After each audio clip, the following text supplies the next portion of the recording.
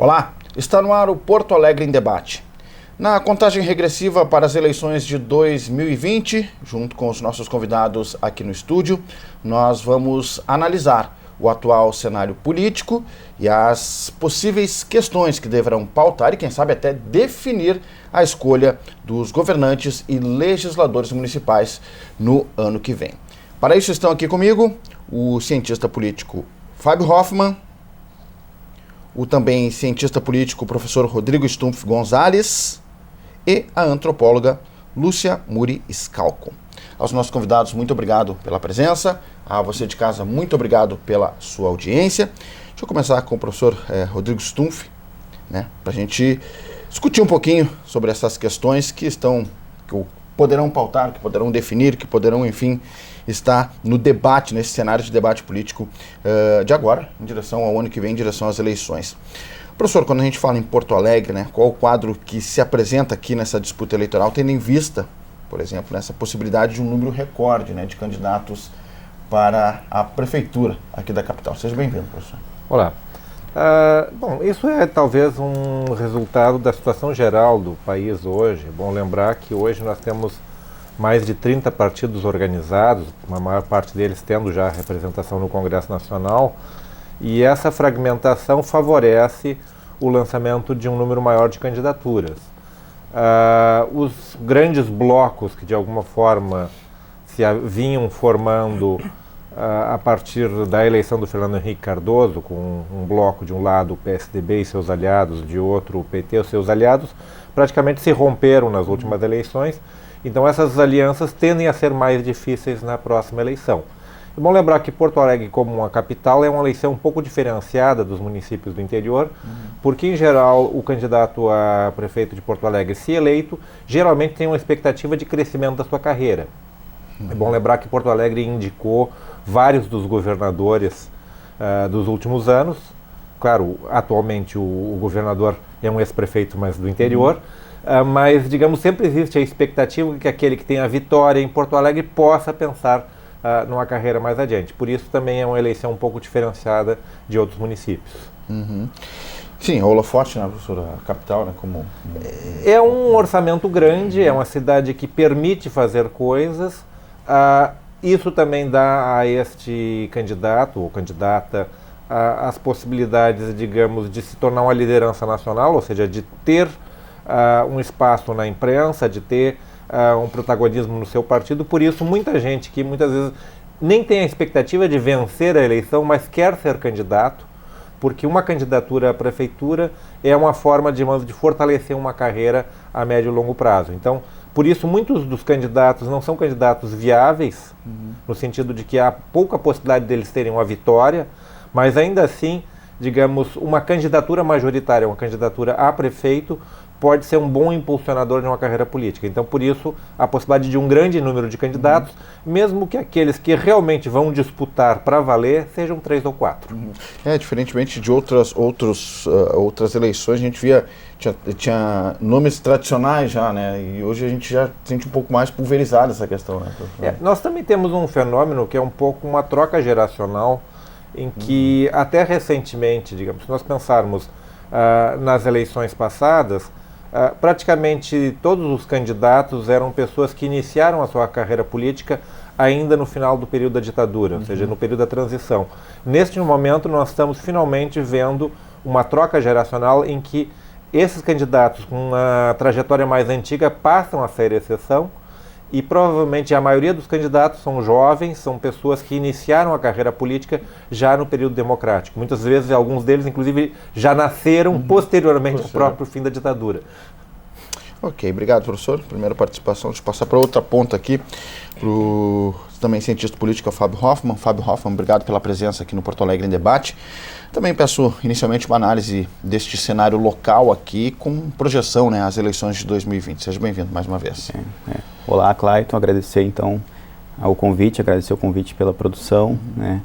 Primeiramente, eu gostaria de dizer que o cenário para Porto Alegre no ano que vem parece distante, mas a gente tem um ano aí um ano, então os atores já começam a se mover muito antes. A gente né? começa a perceber as peças se movimentando. Eu acredito que vai ter um agendamento da política nacional sobre Porto Alegre. Né? Porto Alegre tem sua pauta própria, é uma capital muito importante, como o professor Gonzalez colocou, que tem um capital político muito grande, né, de formação de quadros para o cenário nacional. Então, assim, Porto Alegre vai ter uma eleição com agenda própria, mas também acredito que o cenário nacional também vai ajudar a pautar a eleição aqui municipal. Né? A gente tem muitos candidatos na pesquisa lançada agora em abril e maio ali, por algumas pesquisas pela Paraná ou pelo Métodos, né? Estimulou o pessoal de Porto Alegre a sugerir vários nomes. Assim. E aí o Recall trouxe, assim, dentre outros candidatos, muitos nomes já conhecidos aqui. A maioria deles, assim, jovens, né, que estão na política, como o professor Gonzalez colocou, tem uma certa renovação da política municipal. É uma renovação, né, necessária, né, para que aconteça uma competição mais, com maior qualidade o ano que vem. Mas acredito que a pulverização ela veio como um fenômeno para ficar. Né? No cenário nacional a gente tem 30 partidos representados na Câmara e a gente tem um outro partido aí muito forte, né? A gente não sabe no que vai dar a nível municipal, mas a gente tem um PSL, de repente surge um candidato forte, consegue colar essa imagem ao candidato, né, Bolsonaro e aí consegue aí fazer um bom número de votos na capital. Mas, assim, um ano da eleição, né, ainda tem muito tempo para o governo Marquesan também apresentar alguma coisa. A gente nunca pode esquecer que o último ano ele é o mais importante do ponto de vista eleitoral. As pessoas têm fica na lembrança, né? ficam lembranças. Ainda os candidatos tradicionais ainda apostam nisso ainda. Então, a gente tem um ano de governo Marquesan. Pesquisa do Métodos mostrou ele com a maior rejeição, uma taxa muito alta de rejeição, 75%. Seguido ali de Manuela Dávila e outros candidatos, mas assim, ainda não tem nada definido. Um ano para a eleição municipal, a gente tem que ficar atento também à questão das coligações, né? Então, é um cenário distante ainda, mas assim, as peças que vão competir já estão começando a gente já percebe um movimento já nesse sentido. Obrigado, Fábio. Lúcia Muriscal, antropóloga, também muito obrigado pela presença aqui no Porto Alegre em Debate. Gostaria de uma análise inicial da senhora também, com esse foco, assim, né, com esse viés mais local, que especialmente da capital gaúcha aqui. Olá, agradeço muito o convite. Eu sou antropóloga e desenvolvo um trabalho numa região específica que é o Morro da Cruz. Há uns 14 anos eu tenho meu foco de trabalho. Primeiro fiz muitas pesquisas e nos últimos anos eu passei também a fazer uma coisa mais militante. A gente tem uma ONG. Então a minha fala, a minha análise vai ser a partir dessa área periférica grande, né, que tem muita tradição política, que tinha muita grande representatividade. Sim, né? E tinha muita a questão do OP, é uma questão muito forte. Mas o que eu quero ressaltar, acho ótimas as análises, é dizer que lá na ponta, na periferia, continua tudo igual. Assim, é um descolamento, é uma coisa assim inacreditável, como que os políticos não estão presentes na vida social do Morro da Cruz, que é uma coisa assim muito pujante. Não sou só nós, a gente trabalha em rede, as coisas acontecem. Eu vou relatar assim, esse sábado a gente fez uma festa de São João e conseguimos levar o guri de Uruguaiana, teve os patinetes, eu nem posso contar assim quantas atividades tiveram, né? E foi chamada toda a imprensa foi chamada, ninguém foi lá, porque não represento, né? Quando é alguma coisa assim positiva, é sempre como um lugar de crime, violento, tudo. Eu estou dizendo tudo isso porque isso é o que acontece na política. O que vai acontecer? Quando está perto da eleição, é aquele modelo todo que para mim está muito fadado. Eles contratam as pessoas, né? Eles pagam por dia, dão um lanche, aquela coisa toda, mas assim, é incrível o descolamento. Essa política, esse método, na minha humilde opinião, está fadado. Essa democracia, assim, é uma coisa que vai ter que ser repensada. Eu acho que essa crise toda revela, né, como que pode ser essa coisa tão afastada, né? Aqui estão tudo se articulando, todo mundo se juntando, mas o que é tudo, o que é uma democracia, né? Isso que são os professores, né, que podem nos explicar. Eles estão ali nos representando e eles não nos representam. Eles foram convidados, eles não foram. É um descolamento. O que tem que, no meio disso tudo, que eu até acho importante, é a eleição para o Conselho Tutelar. Em outubro, tem isso já é o começo da cadeia, assim, porque os vereadores apoiam ou não apoiam. O Conselho Tutelar é uma instituição assim, que me interessa muito, eu acho o trabalho deles super relevante. Eles são os bombeiros, eles estão ali, né, apagando incêndio diariamente, porque quem convive com a gente todo dia ali, né, eu vou todos os dias, eu quase moro no Morro da Cruz. Então eu me sinto legitimada em dizer isso. São eles que estão ali, né? O dia a dia, uma família com fome, uma pessoa com incêndio, e estão tentando, né? É o primeiro instituição, representação do Estado ali, né? Junto com as associações. Então, para concluir, pode concluir. Não, para concluir, então é isso. Então, toda essa pulverização que existe de candidatos. Agora, como eles vão entrar? Claro, existem, aí ao contrário, outra ponta, as lideranças de lá que tem alguma... só que aí não conseguem expressão nos partidos, né? Porque são lideranças locais, existem várias, né?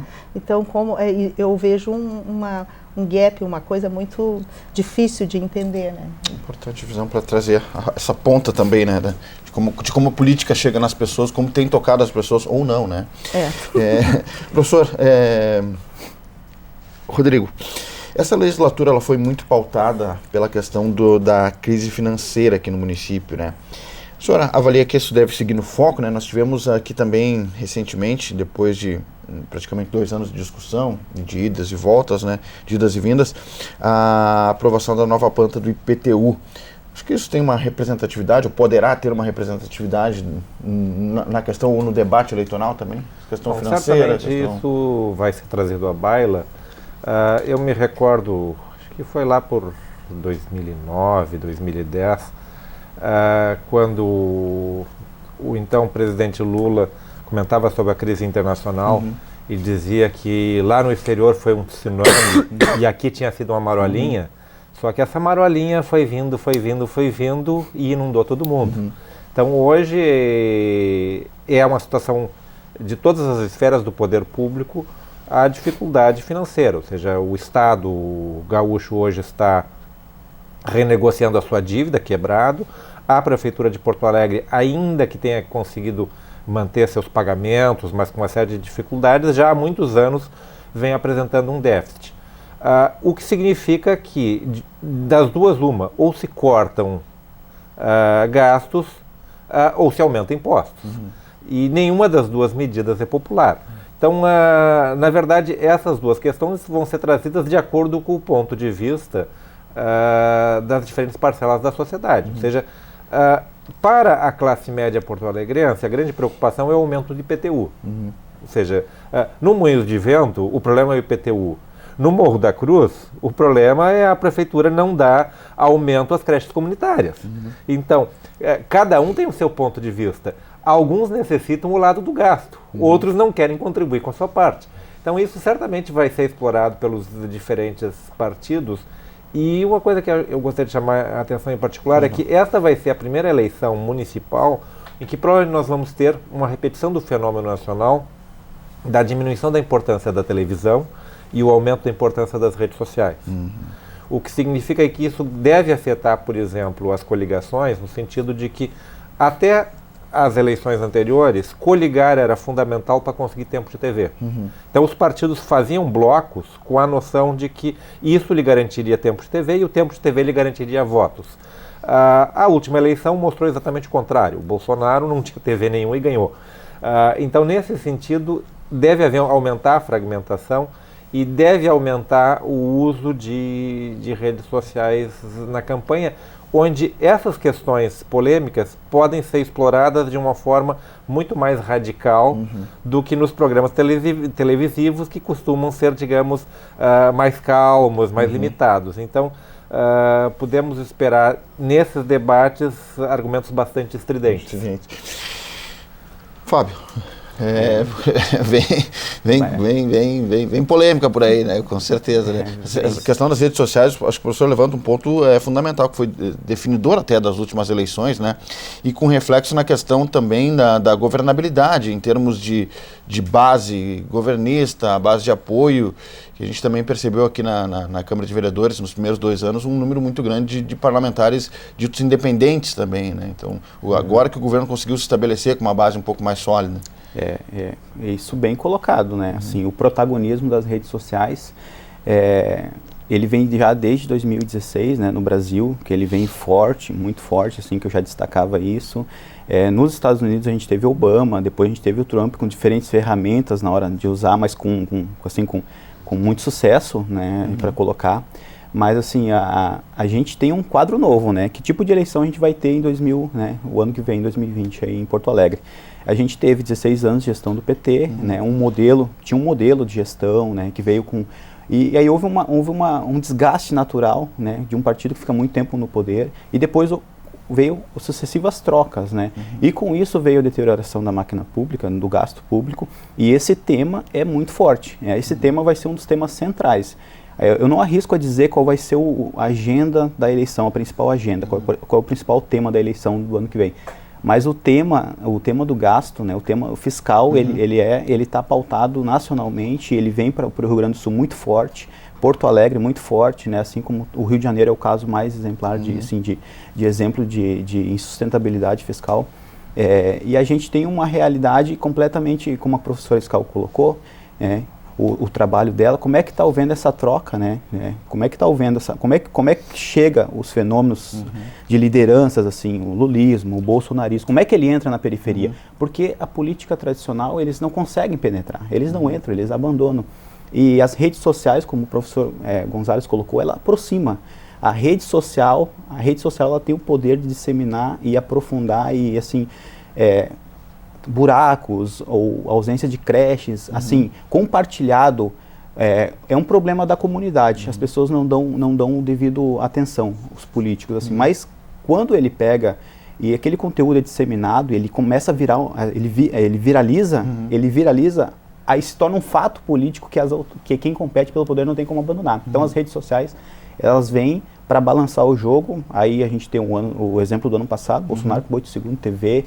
A gente apostava, assim, muitos analistas apostavam que o Alckmin, né, ia chegar um certo momento, ia polarizar, ia fazer a polarização tradicional com o PT. Não aconteceu, o pessoal cansou, houve um desgaste natural, muitos têm falado como uma ruptura, né, dessa polarização histórica que veio desde Fernando Henrique Cardoso entre PT e PSDB.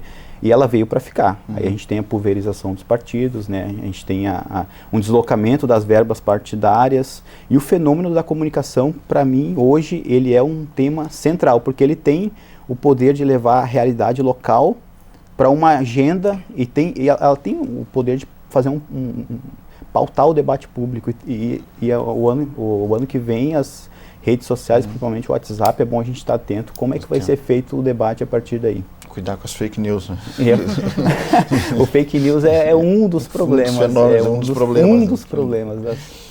Professora, dentro dessa questão, disso que a senhora colocou inicialmente, né, desse descolamento da política com as pessoas, especialmente com a periferia que a senhora lida diariamente, como é que a senhora vê também essa questão das redes sociais, até trazendo o exemplo da última eleição, do ponto de vista de trazer a questão local, do buraco, enfim, das questões do dia a dia da periferia, associada a essa questão mais ideológica, assim, né, nessa mudança de perspectiva? Como é que a senhora tem acompanhado?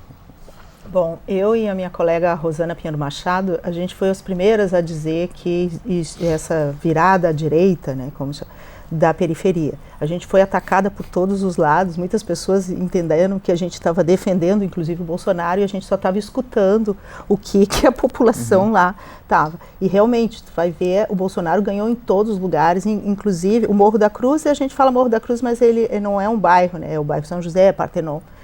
O Bolsonaro ganhou, né? E como que tu explica esse fenômeno da direita, né? Poderia dizer assim, ganhar na periferia. Então, assim, é uma coisa muito complexa.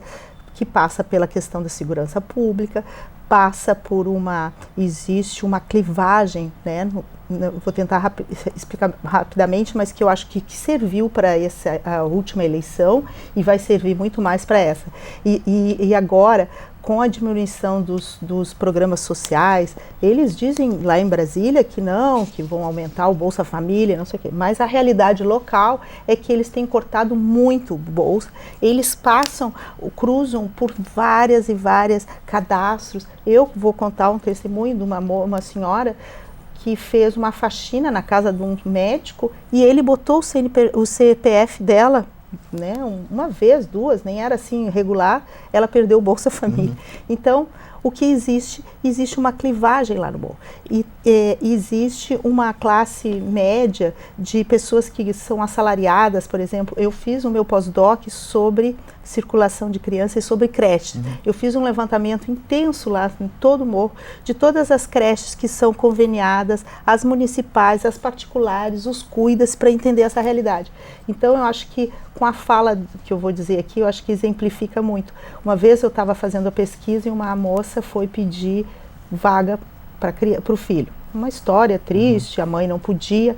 Ela trabalhadora, trabalhava num shopping ali perto, numa loja de chocolate. E aí a atendente, né, a diretora, explicou para ela que não tinha vaga e que não podia. E aí o que ela disse? Muito alterada, né, ficou muito alterada com a negativa. Ela disse, tá, eu já entendi. Para mim ter uma creche aqui, para o meu filho ter um lugar aqui, eu tenho que me prostituir, meu marido tem que ser preso, eu tenho que espancar meu filho e ser viciado em droga. Então, se eu tiver tudo isso, eu consigo uma creche, uma vaga para ele. Eu sou penalizada porque eu trabalho. Então, ela tem esse discurso de que eles alimentam os vagabundos, e que elas, as novinhas, né, que são as mães novas que ganham Bolsa Família, tudo, elas deixam o filho aqui e voltam para casa para dormir, vêm de pijama. E eu vou para a parada e não tenho com quem deixar meu filho. Então, mesmo no morro, existe essa clivagem bem forte entre quem é o merecedor, ele é o vagabundo, eu sou o trabalhador. E isso explica muito essa revolta lá, do modelo do PT, não sou contra o Bolsa Família, pelo amor de Deus, muito pelo contrário, acho que deveria ser, mas existe um cobertor curto, existe uma falta de serviço, eles moram na precariedade, eles não têm transporte digno, o posto de saúde lá está funcionando muito precariamente, são 35 mil pessoas, é quase como maior que cidades do interior. Claro. E então eu acredito que, finalizando, que as redes sociais, elas vão dar vazão a toda essa insatisfação que existe, né? E a maneira que eles se representam, que eu acho muito democrática, a questão do WhatsApp, dos grupos, né? E aí a pessoa vai se filiando, né? Sim. E essa questão, professor, só para a gente fechar esse bloco, essa questão especialmente ideológica deve, enfim, né, como na última eleição, deve ser um dos balizadores também, né, desse debate mais acirrado nas redes sociais também, né? Eu imagino que nós ainda vamos ter, digamos, num certo sentido, o rebote do debate da eleição nacional. Particularmente porque nós percebemos hoje que, do ponto de vista do próprio governo federal, a campanha não terminou. Então, isso favorece a manutenção dessa divisão na medida em que o próprio presidente e seus aliados continuam fazendo um discurso que é um discurso eleitoral de campanha de divisão. Hoje foi divulgada uma pesquisa do Datafolha que mostra que a avaliação da população está totalmente dividida em relação ao governo federal, com um número bastante amplo de pessoas que consideram o governo ruim ou péssimo. O que significa que esse passa a ser um tema importante na campanha eleitoral. Se nós tivéssemos um presidente da República com 80%, 90% de popularidade, a oposição evitaria esse tema porque não seria um tema do seu interesse, iria puxar para outras questões. No momento em que este é um tema relevante, esse tema vai ser puxado nos debates, esse tema vai aparecer no dia a dia. Mas é bom lembrar que também nós temos praticamente duas campanhas eleitorais totalmente distintas. Uma coisa é a campanha da eleição majoritária, onde o debate tende a ser mais ideológico, tende a criar, digamos, essa cisão situação-oposição. E outra coisa é a eleição proporcional, a eleição para a Câmara de Vereadores, em que tanto podem haver candidatos que favorecem a discussão mais ideológica, a identificação com um partido, com um ideário, como o candidato que tenta se distanciar disso e é o candidato, digamos, que participa da festa, é o candidato que distribui cesta básica, né? Mas é um outro tipo de política, que é o candidato que se sustenta na eleição do Conselho Tutelar para criar sua rede de relações, né? Que é tanto o candidato que tem o laço mais comunitário, como o candidato que continua se mantendo dentro da lógica clientelista, que tende a evitar o discurso ideológico, porque o interesse dele é ampliar a sua clientela para todos os espectros ideológicos. Tá certo, a gente está fazendo um intervalo aqui para não apertar as demais falas aqui, para a gente ficar com um tempo mais liberado no próximo bloco. A gente está falando no programa de hoje sobre as eleições de 2020, projetando alguns dos temas, algumas das questões que possivelmente estarão no debate, que, quem sabe, podem ser definidoras da escolha dos governadores e legisladores municipais no ano que vem. Breve intervalo, voltamos em seguida. Fique aí.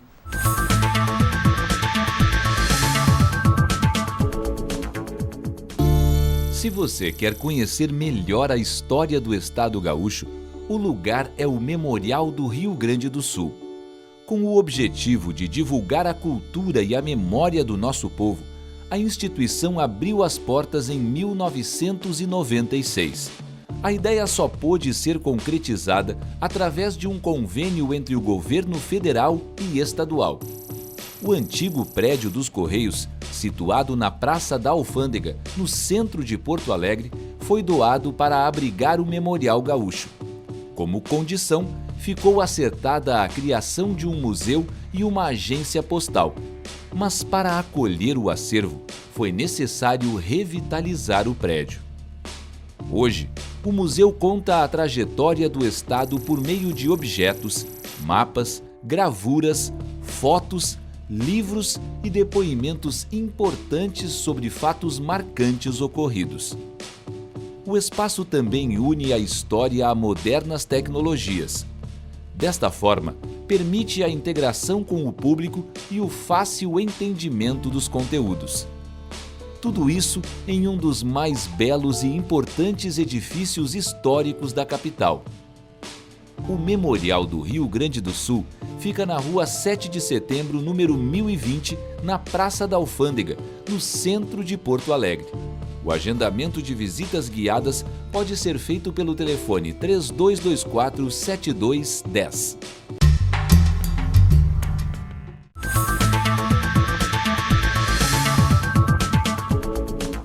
Estamos de volta com o Porto Alegre em Debate. Hoje estamos projetando as eleições de 2020, junto aqui com os nossos convidados no estúdio, tratando sobre possíveis questões que estarão no debate ou no foco das eleições do ano que vem.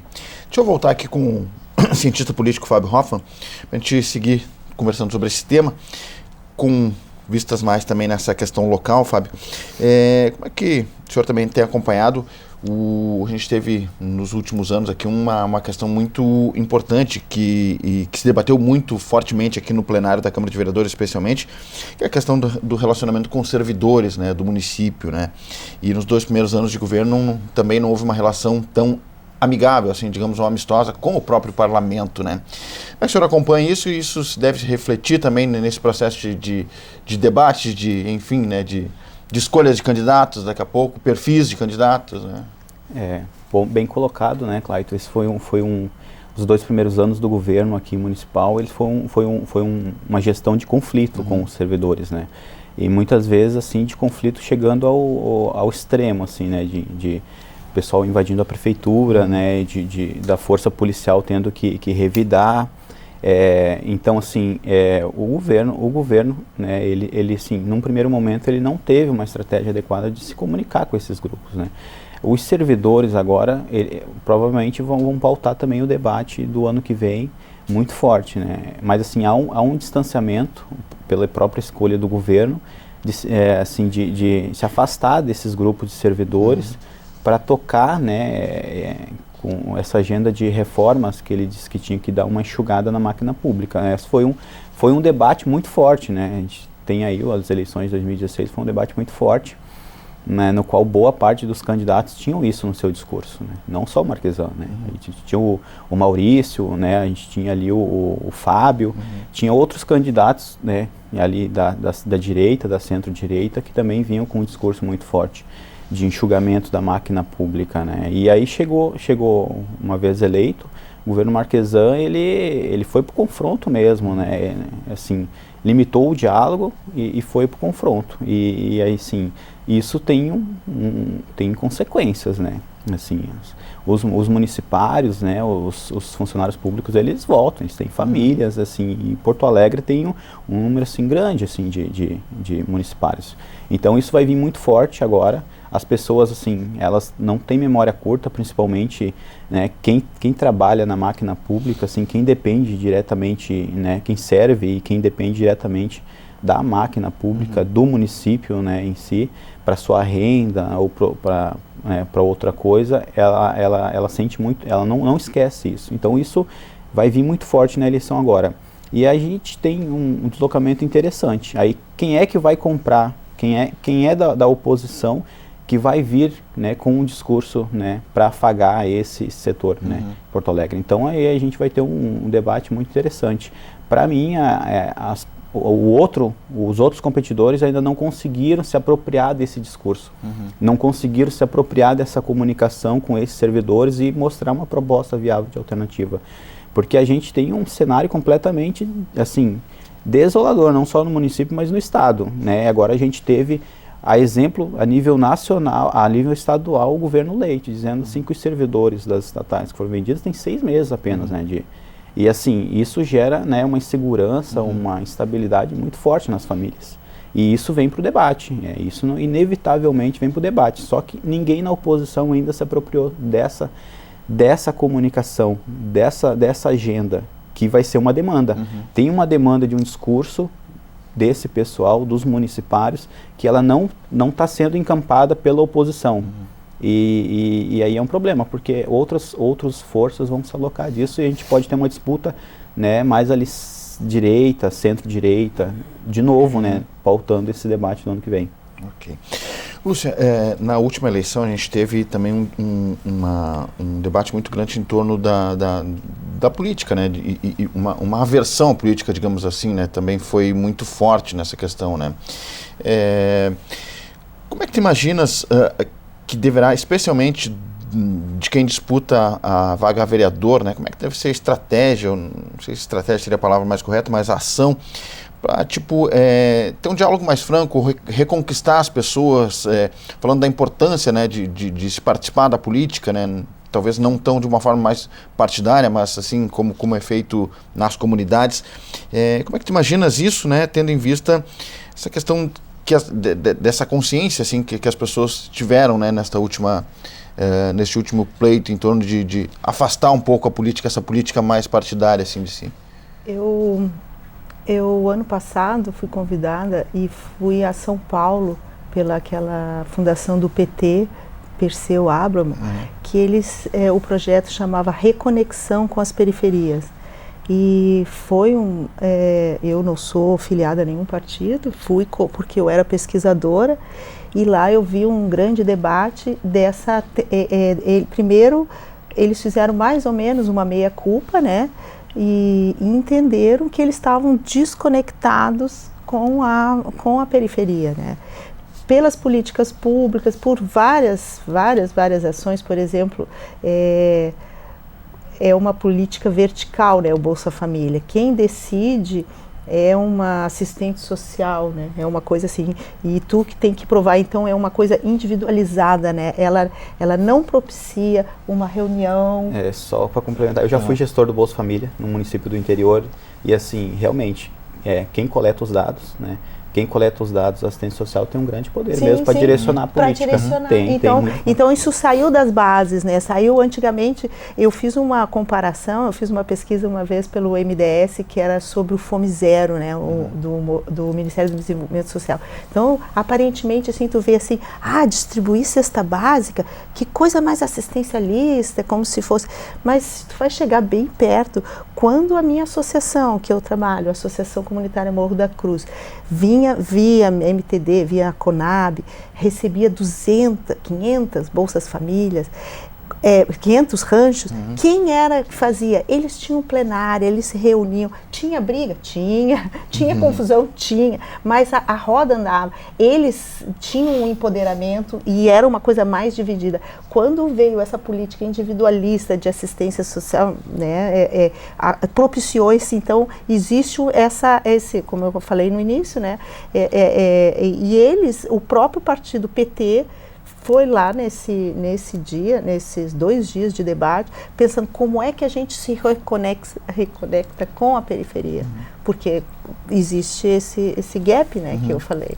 Então, a tua pergunta era mais ou menos sobre isso, né, sentido, sobre como fazer. Eu acredito muito na micropolítica, né, eu acho que pelo que eu entendo, um vereador, ele tem que cuidar da cidade, né, claro que tem questões ideológicas que passam por cima. Por exemplo, o ano passado eu convivi muito com a implantação, o ano passado, retrasado, que foi aquele novo marco regulatório das creches, né, então uma coisa que veio de Brasília, do LOAS, né, e que a prefeitura implantou, que por um lado parece ótimo, porque eles trouxeram, sei lá, uma legislação do Canadá, como que tem que ser uma creche, extintor de incêndio, 2 portas, todo mundo com nível superior, algo que não se sustenta numa realidade. Então, o que as pessoas lá eu conheço muitas creches que não conseguem um leite, não conseguem nada porque a lei é tão assim, né, exagerada a legislação,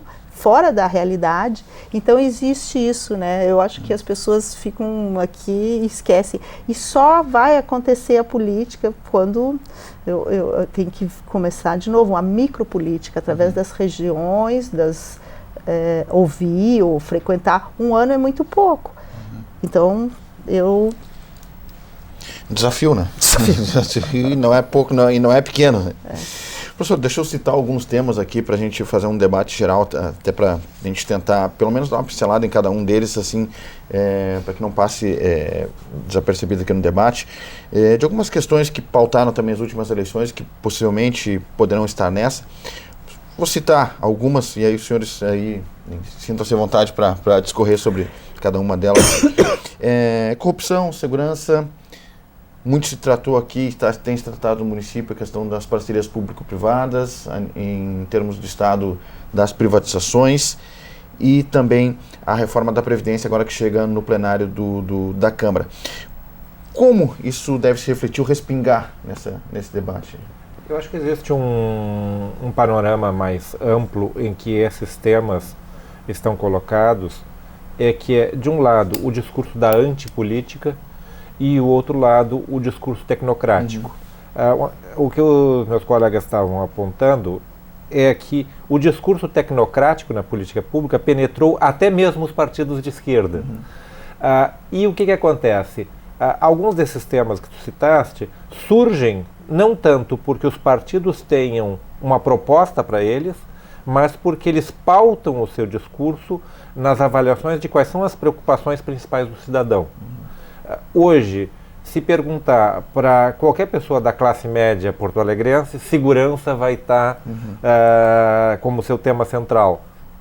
Se perguntar para qualquer pessoa na periferia, sobrevivência é o seu tema fundamental, ou seja, vai ter creche, vai ter posto de saúde, e então se pautam, só que aí cada grupo social, cada partido adapta esses problemas ao seu discurso, à sua ideologia, ou seja, os partidos de direita vão tomar o tema segurança e vão dizer tem que armar a guarda municipal, enquanto que provavelmente um partido, digamos, mais à esquerda vai discutir a necessidade de colocar infraestrutura nas comunidades, de favorecer programas de formação para adolescentes, de criar territórios de paz. A questão é como esses discursos vão ser apropriados pela população. E aí nós temos uma questão que é independente de cada processo eleitoral, que é a cultura dominante na nossa população. Não é por acaso que o discurso do Bolsonaro, de grupos mais conservadores, teve apoio.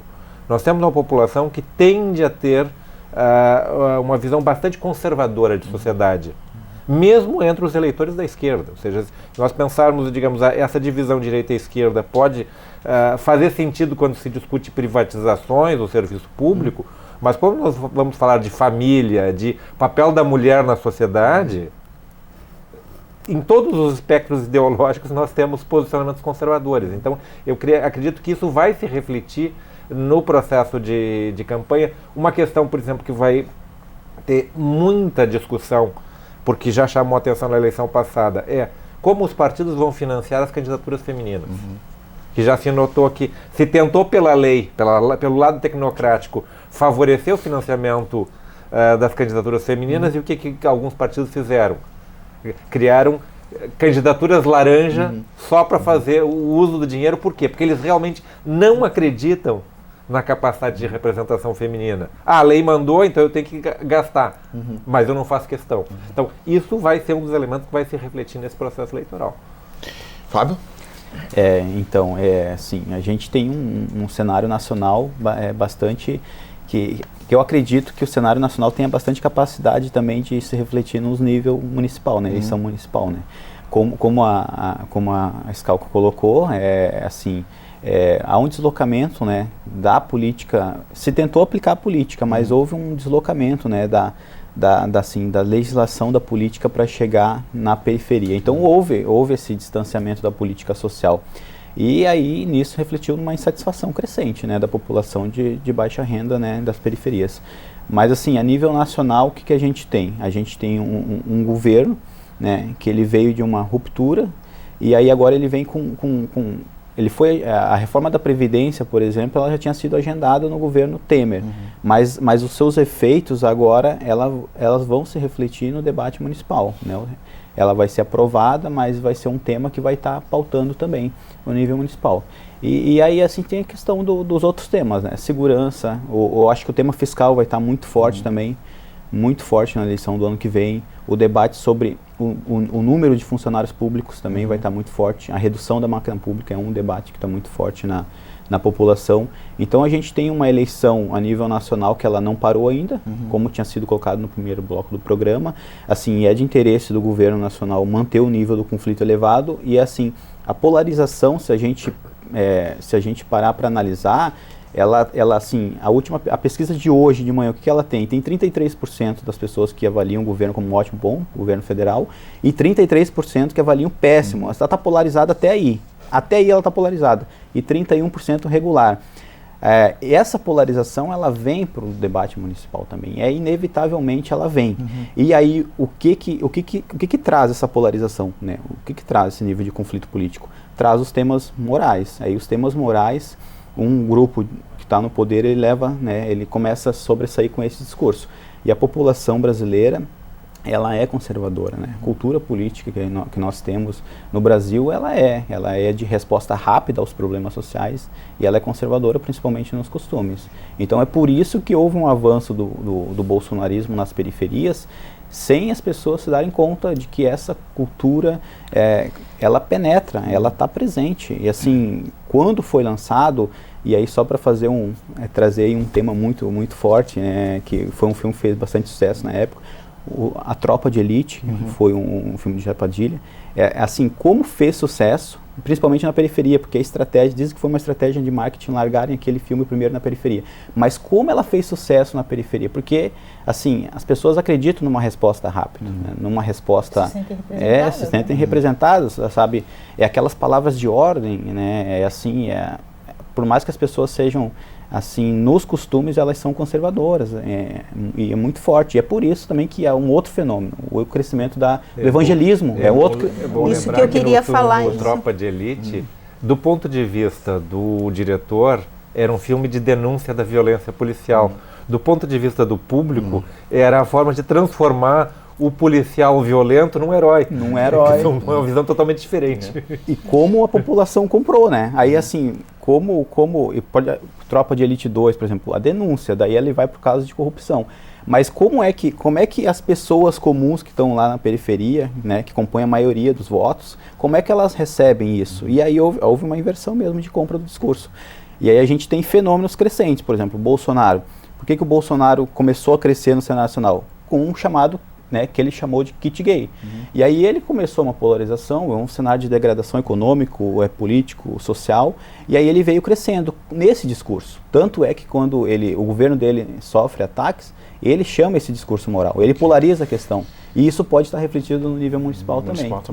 Lúcia, deixa eu acrescentar mais um tema aqui também, né, dentro dessas outras aqui, que é questão de gênero também, né? Não, eu antes acho assim importante a gente não esquecer que um ator fundamental lá no Morro da Cruz, né, que eu gosto de falar a partir daquela periferia que eu conheço, é a questão da religião.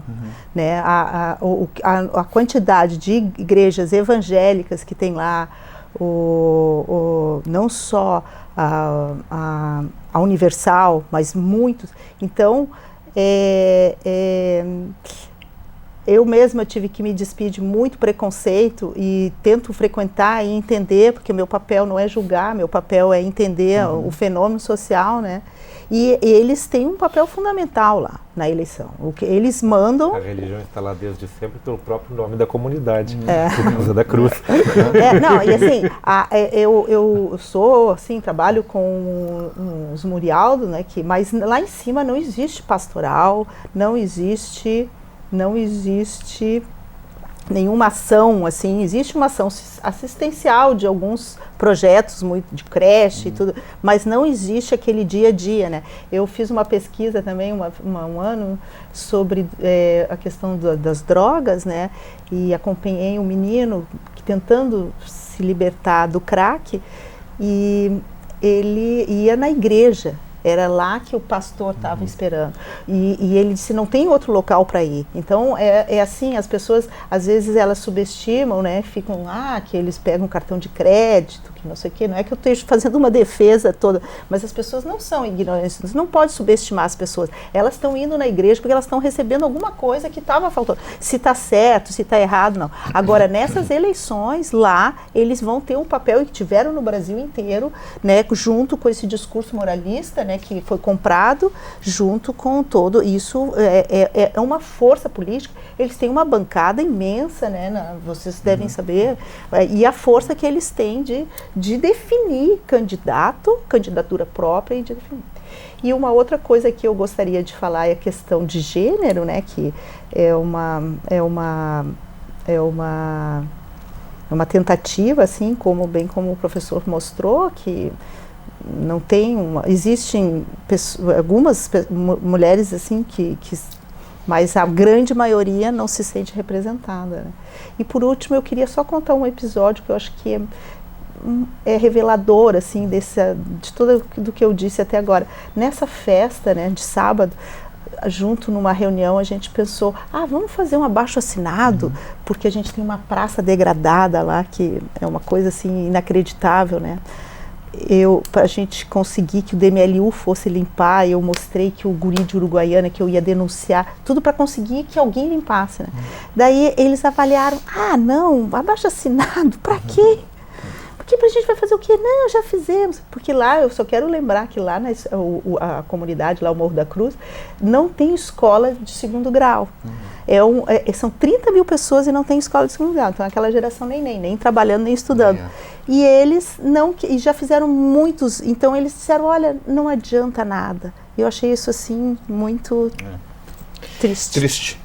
Bom, a gente está chegando no final do programa, quero fazer uma rodada final aqui com os nossos convidados, convidada. Só para dizer aquilo que faltou, assim, naquele poder de síntese, assim, naquele 1 minutinho, né? Sei que ainda teríamos outras questões para abordar, mas quem sabe daqui a pouco a gente pode fazer um outro programa, uma parte 2, né, para a gente discorrer sobre alguns outros temas que ainda faltou ser dito neste programa. Deixa eu começar com o professor Rodrigo para a gente dar o recado final. Eu acho que ainda nós temos pela frente um segundo semestre que vai ser bastante debatido em termos políticos, tanto no cenário nacional como no cenário estadual, ou seja, nós temos a reforma da Previdência e nós temos as privatizações aqui no Estado, e eu acho que o tom desses debates e como eles vão afetar Porto Alegre devem influir na próxima eleição. Ou seja, a questão da água talvez não afete tanto Porto Alegre, mas Porto Alegre é uma cidade que tem provimento pela CE, tem provimento pela Sulgás, então essas questões acho que de alguma forma podem, de acordo com como ocorreu o debate no segundo semestre, afetar o próximo processo eleitoral também. Ok. Obrigado, professor.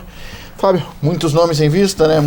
O cenário começa a se mover também, né? Então temos um longo caminho, mas nem tanto, né? Passa rápido. Né? Um ano, né? Aí para o pleito, né? Para começar o pleito eleitoral do ano que vem. É preciso colocar assim, a gente tem que ver mesmo qual vai ser o reflexo, né, de privatizações no Estado, porque vai ter um impacto muito grande, acredito que isso tem um impacto muito grande. CE é um símbolo, né, do Estado e é um símbolo de Porto Alegre também, não só pela usina do gasômetro, mas tem toda uma história. Como é que isso vai se refletir no debate político? Como é que isso vai conseguir, né, capturar a atenção dos porto-alegrenses? Acredito que o tema do abandono do espaço público vai estar muito presente também. A gente tem ali o Parque Farroupilha, Redenção, o nosso símbolo está abandonado, né? Está abandonado. E a gente tem também a recuperação, né, da Orla, do Guaíba. Acredito que vai ser um tema também que vai estar bastante pautado. Os temas dos funcionários públicos também vão estar pautados, né? A Marquesão vai ter que responder, vai ter que dar uma resposta. Os professores completamente abandonados, eu tenho colegas assim que estão querendo abandonar a profissão, assim, já estão abandonando, porque assim, é um cenário caótico, a desvalorização social da profissão, ela vem de cima, né? E é muito forte. Existe a perspectiva do fechamento do Liberato Salzano, que é a única escola de segundo grau do município. Do município, então a gente tem vários temas assim, né, Clayton, para fechar isso. A gente tem alguns temas assim que esses temas podem estar pingando para ir para a eleição do ano que vem, né? Pode mudar, pode, mas esses temas aí vão estar... Para ser até o definidor, né, de algumas. Lúcia, recado final? O recado final é que, assim, apesar de tudo isso que eu falei, eu sou muito otimista, eu tenho tentado chegar perto do movimento estudantil, principalmente questão de gênero, das meninas, tenho visto tanta coisa, do Colégio Julinho, de todo, tentando essa articulação, né?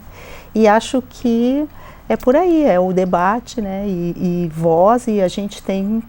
se organizando, vão ter que nos respeitar. É mais ou menos assim que eu estou vendo. Ok. Tá certo. Deixa eu agradecer aos nossos convidados. Nosso convidado, muito obrigado pela presença aqui no estúdio da TV Câmara. A você de casa, muito obrigado pela sua audiência. Fica o convite para que você acesse as nossas redes sociais para rever este e outros programas.